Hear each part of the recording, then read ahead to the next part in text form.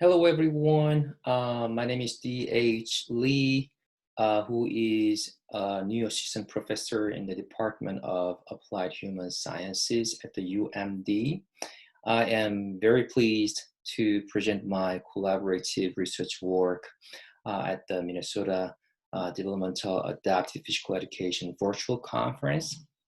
So I'd like to give a special thanks to the organization committee for their hard work. So let me jump into my topic. So the study title is a gamified mobile app puzzle work for increasing physical activity and reducing sedentary behavior in transitional age youth with autism spectrum disorder. I have a couple of colleagues and some undergraduate students who have contributed to this pilot project. So Miss Lisa Paulson and Mrs. Patty Wendinger are our well-respected instructors in our department. And Jared, Jackson, and Sam, they are our wonderful undergraduate students. So this presentation will begin with some background information about autism, physical activity, and mobile technology in transitional age youth with ASD. And I will spend some time in methods and results that would probably be the biggest part in this presentation.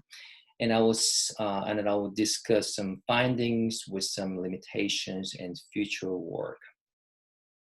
So transitional age youth with ASD are aged between 16 and 25 years old, including young adults, and they generally show poor health and well-being. And that is supported by high rates of physical and mental health disorders such as obesity, anxiety, and depression. In a previous study, predicted that by 2021, adults will comprise over 80% of the total ASD population. And there was a study published several weeks ago that informed the very first surveillance of ASD prevalence in adult population. And this study found that about 2.2% of US adults were estimated to have an ASD diagnosis in 2017. And ASD is one of the fastest growing developmental disabilities worldwide. Okay, then why it's a time to pay more attention to physical activity and sedentary behavior in this population? It is well understood that the lack of physical activity and too much sedentary time is a risk factor for numerous chronic health diseases. Then what do we know about physical activity and sedentary behavior in this population? So data on physical activity and sedentary behavior is largely based on children with ASD. And a few available studies on transitional age youth with and adults with ASD show inconsistent results in physical activity levels, while they consistently report that these individuals spend too much time sitting. And importantly, most available physical activity studies are based on those with limited cognitive function and independence. And there is a very little data based on objective methods such as accelerometry in transitional age youth. So it is very important to investigate these preventive health indicators in those with high functioning ASD who can make their own choices for health behaviors.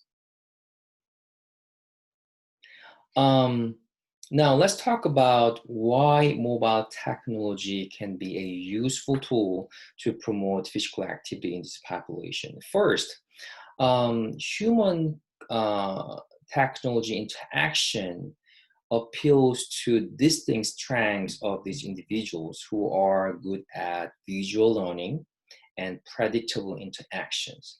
And these features are actually contrary to traditional face-to-face interactions, where you have to read complex facial expressions and conversational cues. And that is why people with ASD may prefer technological interactions. And my preliminary study also found that adults with ASD use technical devices over 6 hours per day. And research supports that intentional design elements, such as behavior change techniques and gamification techniques, may be important to increase the efficacy of behavior change interventions using mobile apps.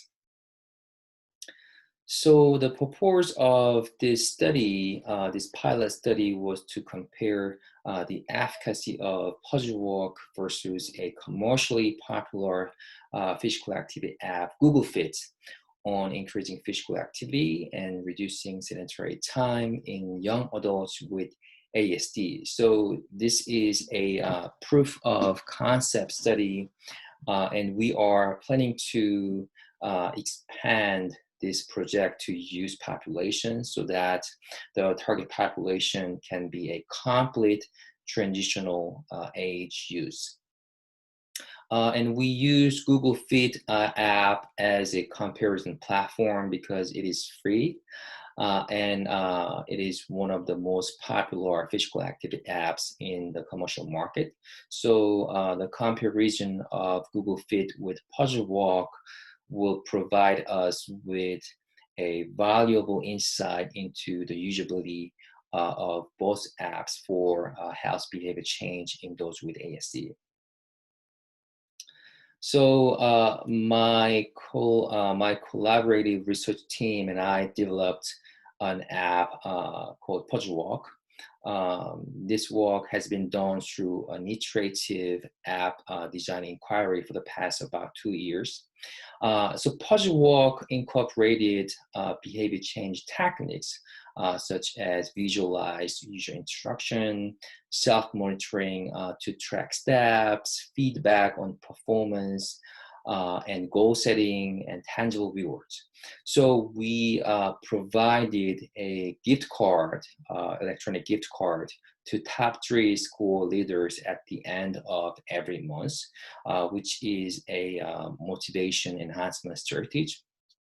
And the most distinct feature of this app is a gamified token economy that applies between your walking steps and puzzle solving game time. So the user's walking steps are directly and automatically converted to puzzle solving game time. So users are motivated to increase their walking steps to earn more game time to solve more puzzles. So based on my preliminary work, walking was the most common and accessible form of physical activity in this population. So, and walking was chosen as a target behavior because it can be performed with minimal social engagement, considering their deficits in social interaction. So my preliminary study examined the usability of Puzzle Walk app involving adults, young adults with and without ASD. And both groups found the app to be very easy to navigate and use. That's a really good news. And they commonly praise and like the quality of visual designs.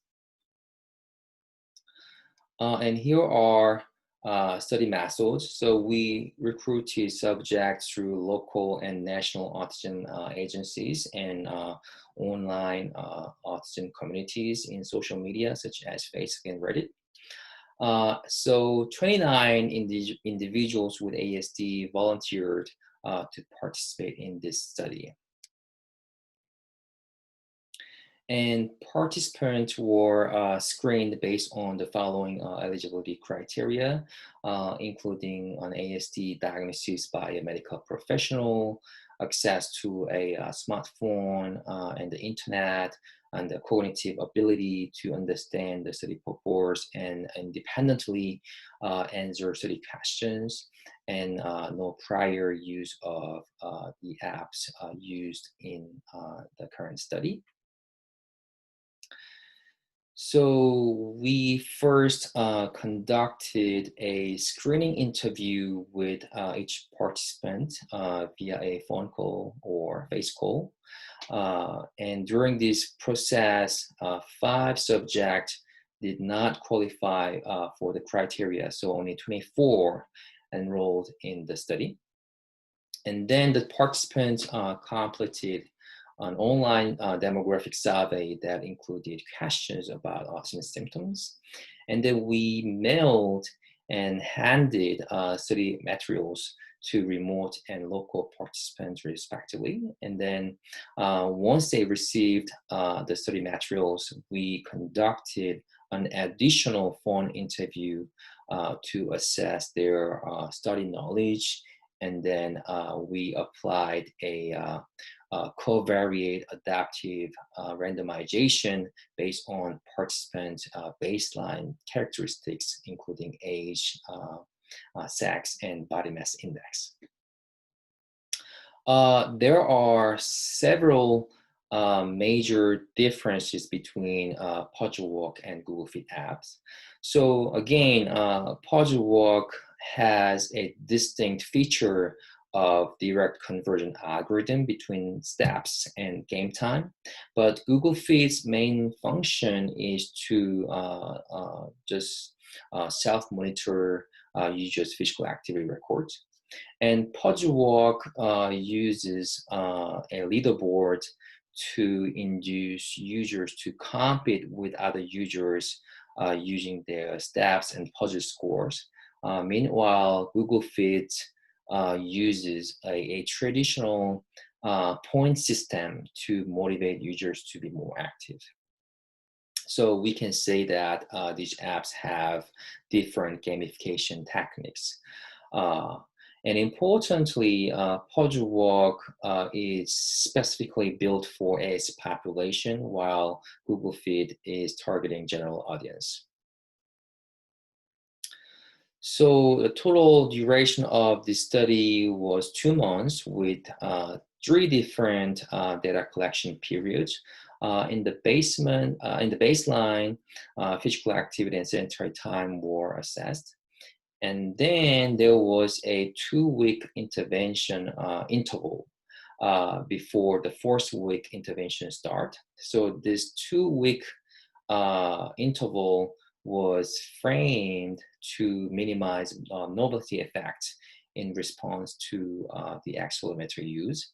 So during the 5-week intervention period, starting from 4th week until the end of 8th week, we assessed physical activities, sedentary time, and then time spent for physical activity app use. So after the intervention start, data collection period, our subjects were asked to freely use the assigned physical activity app until the end of their study participation. So physical activity and sedentary time were assessed using accelerometers called GT3X triaxial accelerometers, which have been considered one of the most reliable gold standards for field-based physical activity assessment. And physical activity at assessed time was assessed using Qualtrics survey. And for the data processing, we used several standards, as you can see here, based on previous large-scale US adult studies, so that our data outcomes would be comparable to that of neurotypical adults. So here is data analysis. We applied intention to treat analysis using baseline observation carried forward method because we lost data on 4 subjects after the intervention start. We used this method to impute missing values and to minimize sample loss. We then tested repeated measures on COVA just by baseline characteristics, as I mentioned before, including age, sex, and body mass index. And this method was to see if there were time and group interaction effects between Puzzle Walk and Google Fit groups over time. Now let's talk about results. So 15 of the participants were females, and more than 80% of the participants were categorized as either overweight, obese, or extremely obese.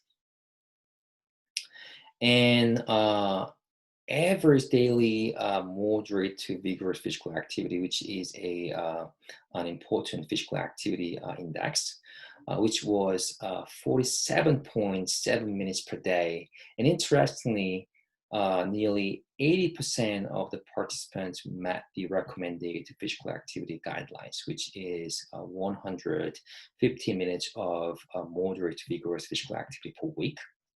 And there were no significant differences in physical activity and sedentary time by sex and days of the week, which is weekdays versus weekends.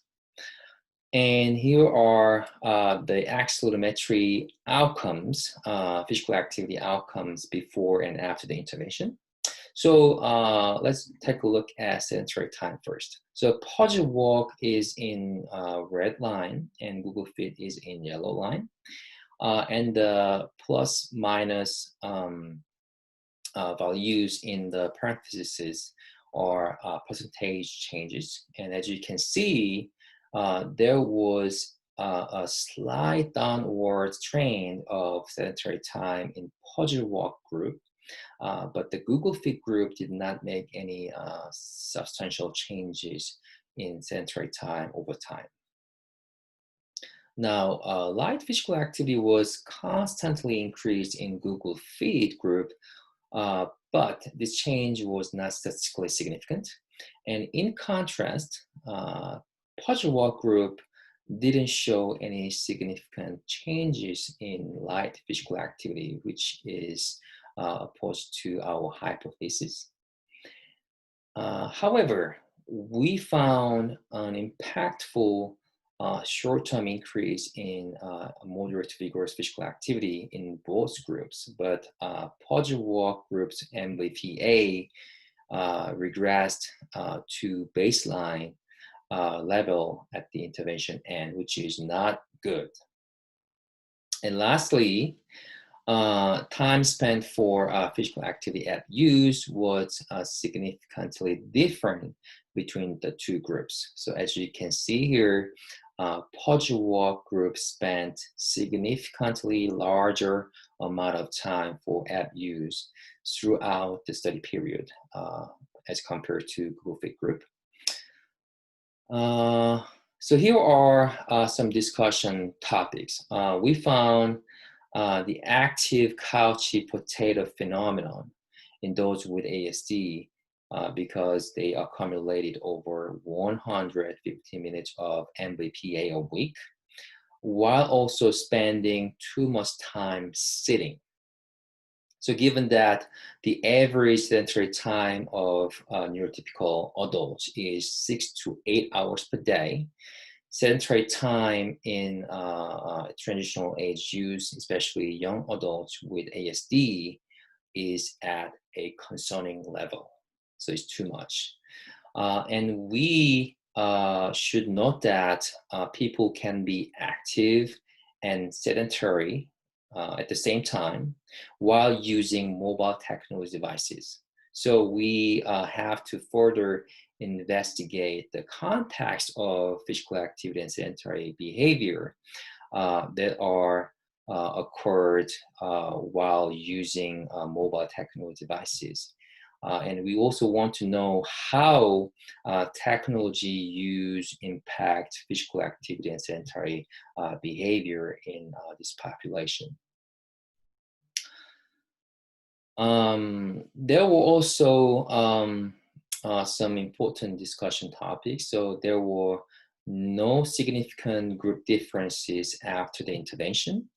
However, in conjunction with the significantly larger app assessed time in puzzle walk group, so puzzle walk may be more effective at reducing sedentary time and making a short-term increase in MBPA compared to group fit groups.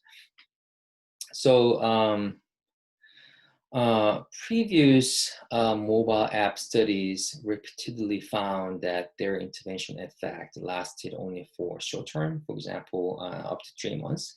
So in light of that, maintenance of user engagement with the app may be critical to make a long-term effect. So to be able to do that, additional behavior management strategies such as telephone coaching and motivational peer support may be necessary. So here are our conclusions. So first, young adults with ASD meet the health-related physical activity guidelines, but they spend too much time sitting. The specific and intentional design elements of puzzle walk, such as behavior change techniques and gamification, provided comparable advantages in inducing physical activity and sedentary behavior changes as compared to Google Fit Group. And behavior change intervention strategies should focus on reducing sedentary time as an independent risk factor, independent health risk factor apart from physical activity. And this study includes several limitations. So first, sample size was small. So the study power was less than 60%, which is relatively small. And even though study narrowed down the subject pool to only those with high functioning ASD, we didn't actually take into account other co-occurring health conditions such as sleep disorder or gastrointestinal disorder, which can actually and significantly impact their physical activity and sedentary behavior. And accelerometry may have underestimated physical activity levels because they cannot detect bicycling, swimming, and stationary upper body movements. And the study also used self-report method for the time spent for physical activity use assessment. So the result may contain a reporting bias. And lastly, they had some technical issues. So the overall app development process was significantly delayed because of our limited budget. And activity restrictions amid COVID-19 pandemic made 2 of our participants drop the study earlier than planned. And so this study recommends several future work. So first, we need to clarify specific types and dimensions of physical activity and sedentary behavior in those with high functioning ASD using both objective and subjective assessment methods. Second, we need to examine correlate of physical activity and sedentary behavior to better explain active couch potato phenomenon that we found in this study in those with ASD.